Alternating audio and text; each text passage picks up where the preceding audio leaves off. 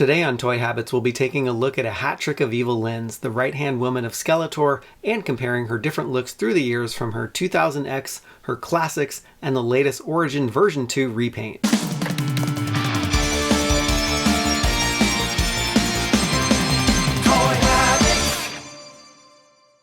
Hey everyone, welcome back to Toy Habits, and today we are taking a detailed look at the version 2 Evil Lyn from the Masters of the Universe Origins line, and we'll be comparing her to her original V1 release, her 2000X release, and her Masters of the Universe Classics version, so let's get right to it.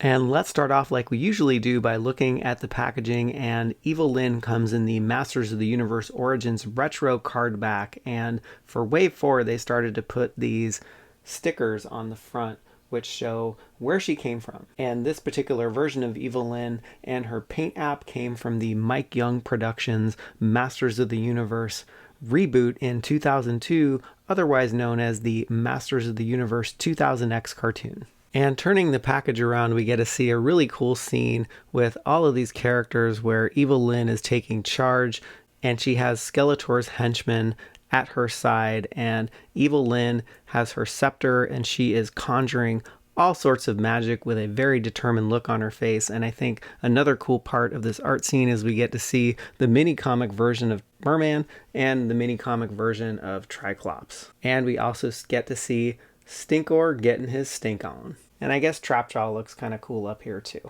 Can't forget about him. And as we move down the card, you get to see all the other figures in the wave, as well as a demonstration of how Evil Lyn can fit her staff in her hand, as well as her twisting motion that she comes with.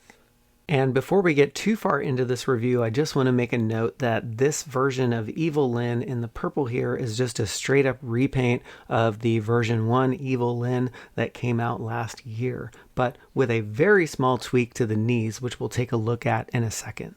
And there's one design change that I want to point out, where the version 2 Evil Lyn comes with a very different knee sculpt than version 1. You can see the knees angled down over here, whereas the version 1 Evil Lyn is just kind of cut off and they look a little bit stumpy. So the version 2 Evil Lyn's knees look a lot more natural than the version 1 Evil Lyn figure. And one other thing that I want to point out about the version 1 Evil Lyn is just the very jaundiced looking skin that she's given in version 1, where in version 2 she's given more of a pasty white, death looking skin.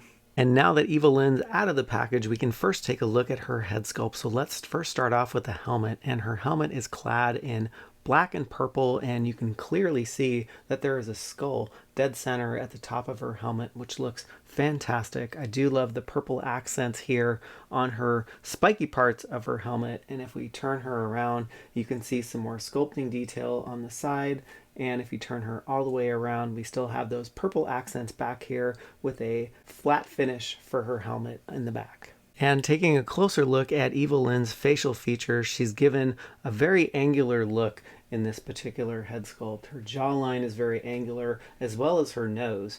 And I love the scowl on her face, and that is credited to her lip sculpt and just her facial features in general. And I do love the purple eyeshadow that they've given her here, and she just looks really, really mean.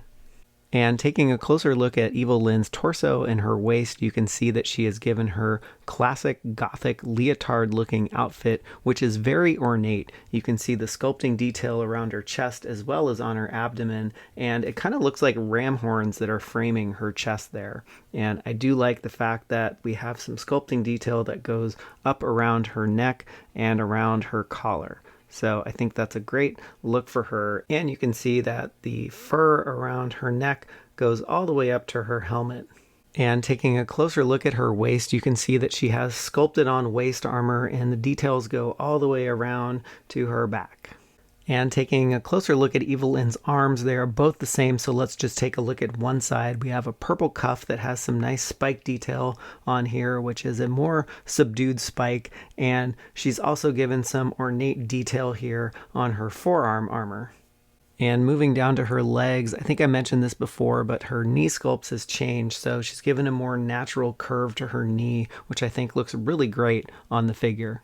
And finally, moving down to her boots, she's given the traditional Masters of the Universe boots that have the fluffy fur on top, the strap detail on her shins, and just the basic shoe. And it looks like she's been given more of a platform-looking shoe for her boot.